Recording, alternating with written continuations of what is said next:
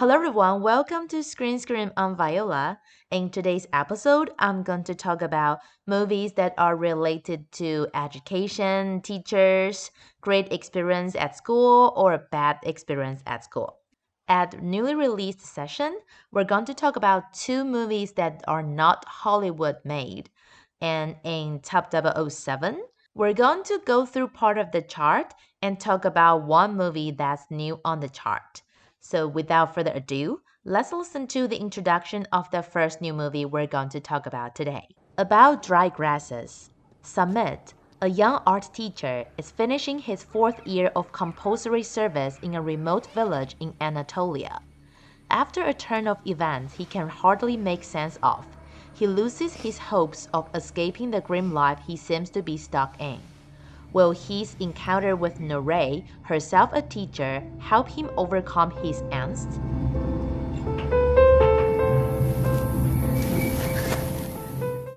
The first new movie we're going to talk about today is a Turkish film about dry grasses.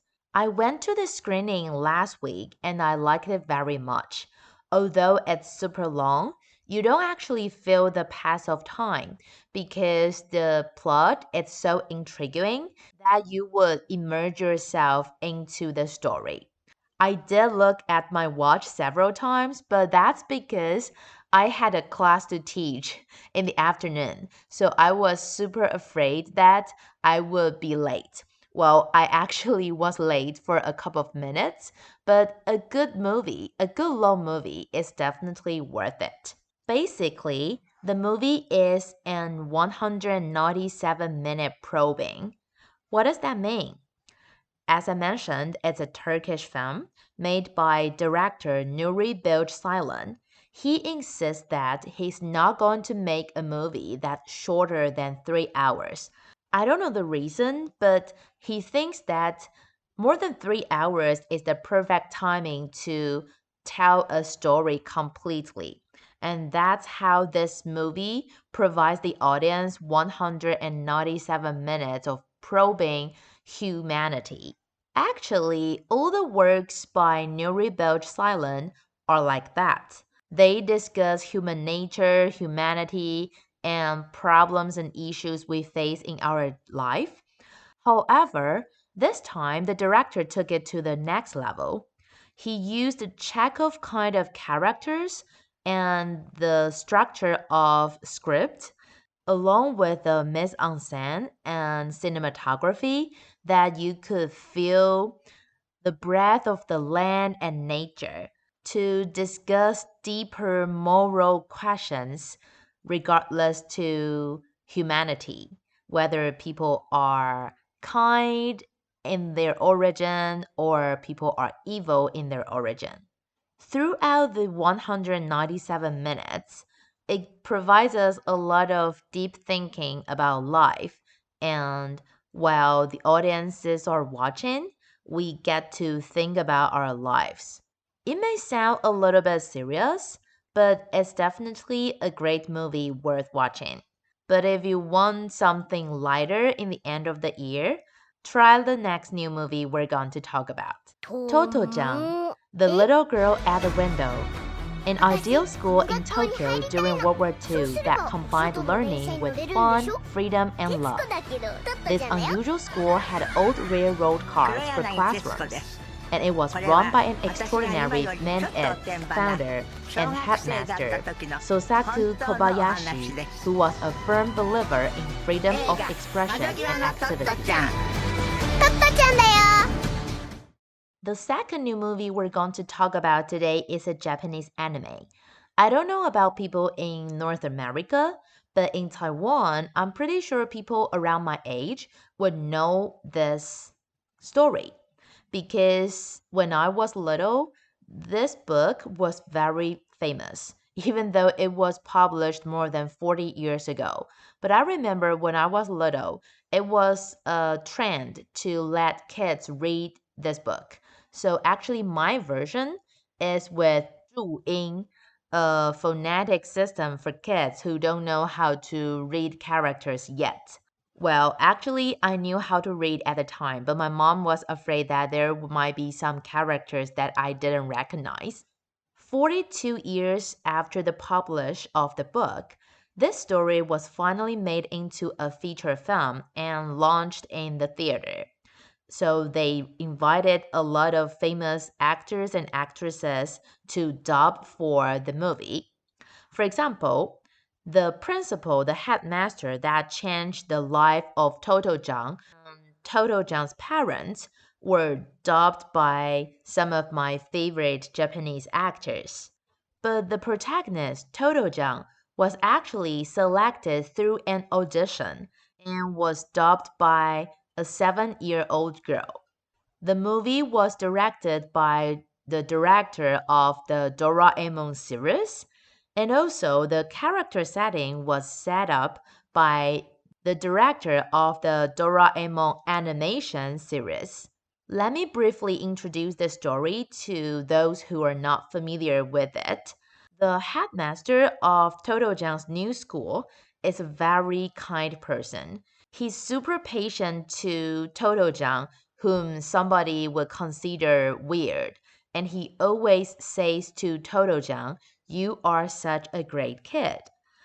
Toto-jan, on the other hand, who's very energetic, starts her new life in this new school. And actually, the story of Toto-jan is the true story of the author. When the crew selected the little girl to dub for Toto-jan, the author was very happy. She said that when she heard the little girl's dubbing, she could feel her energy and it reminded her of her childhood. So she's very happy that the little girl could portray Toto-jan so perfectly because she's so similar to Toto-jan herself. If you're interested in this story, or you're just someone who likes Japanese anime, I recommend you to watch Toto-jan, the little girl at the window. Before we move on to Top 007 and talk about some blockbusters in the theater right now, let's review what we had from last week first. Top 3, Abang Adik. We had two top 2s, The Boy and the Heron and Wonka. And top 1, The Hunger Games, The Blood of Songbirds and Snakes. Actually, there aren't many new faces on the chart this week, but they shifted a lot. Let's check out top 7 to top 4. Top 5, 演员 Big. 就算只有你自己一个人，你也要打赢这场战争。 Top 4, Abang Adi. 这巴萨打工老板给多少钱？我们想要考一个摩多来生都不可以呀、Godzilla Minus One. どういうことだ？わかりません。何かでかいのか？ The Hunger Games, The Blood of Songbirds and Snakes. The Hunger Games are to punish the districts.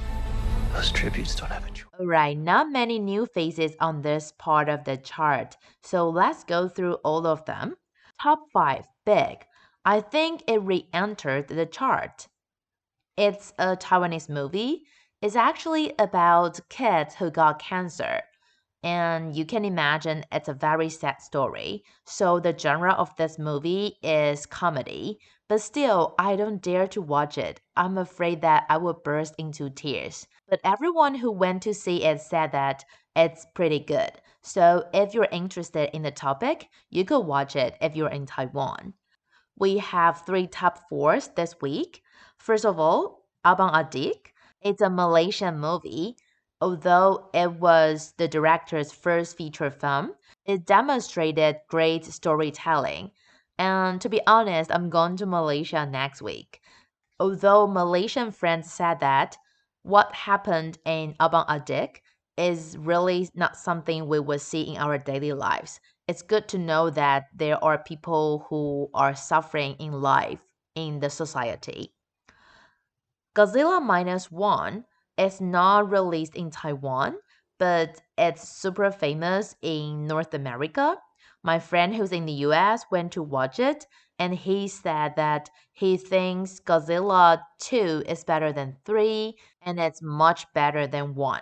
Wait, but Godzilla Minus One is the 30th of the series. I don't really know which one he's talking about. But anyway, if you like Godzilla, you may go watch Godzilla Minus One. You won't be disappointed. Last but not least, The Hunger Games, The Ballad of Songbirds and Snakes. It dropped from top 1, but I think it will stay on the chart for some more weeks because it's the prequel of the series. So if you like the Hunger Games series, you may want to watch this one. And now let's move on to the last part of the episode and find out what top 3 to top 1 are. Top 3, The Boy and the Heron.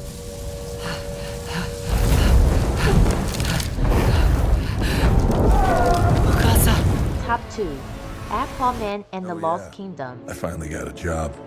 I'm the king of Atlantis.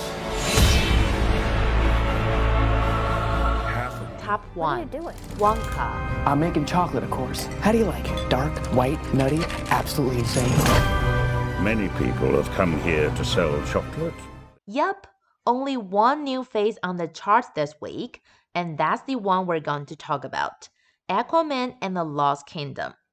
Just like Marvel launching MCU, Marvel Cinematic Universe, DC Comics also launched DCEU. Well, I'm not so sure whether E is expanded or expansive. DCEU.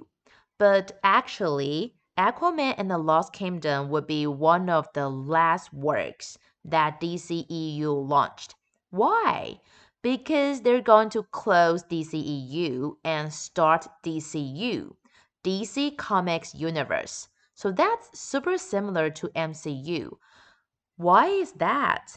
Because they're going to start the new era, DCU, with James Gunn, the director of the Guardians of the Galaxy series. For those who are not so familiar with American comics, let me briefly introduce the correlation. So, James Gunn was hired to film the Guardians of the Galaxy for Marvel, but after the second episode, he was hired by DC. However, he promised Marvel that he will finish the third volume of the Guardians of the Galaxy, and that's what they did in 2023. It was a perfect ending. But now he's going to help DC Comics to start a new era, and that's it. So in the future, the worldview of DC might change, and the first movie of DCU is going to be related to Superman. But I don't think it's going to be the same actor. I think they would change it.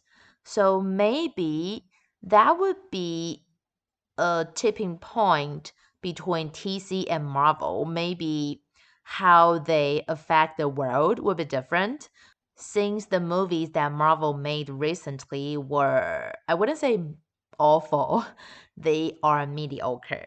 So maybe DC would be better. Well, back to Aquaman. In this episode, we're going to see the change of the power of the antagonist. The main antagonist is Black Manta. Oh my god, I'm super unfamiliar with DC characters. Black Manta. His powerful weapon is the Black Trident. All the media or literature related to Sea King or Poseidon, we will see trident, but they're all golden. However, the one in Black Manta's hand is black. That's the amazing power that destroyed ancient Atlantis once. What's different from the first episode is that he's not a son that just wants to revenge, but also an antagonist that wants to control the power and politics. And in the first episode, there were two antagonists, but now there's only one. So in the second episode, Black Manta has to be upgraded, and the righteousness of his revenge has decreased a lot. And that's the key whether Aquaman and the Lost Kingdom is going to continue the greatness of their first episode. And this concludes the last episode of 2023. I hope you come back next year. And I'm Viola. See you next year.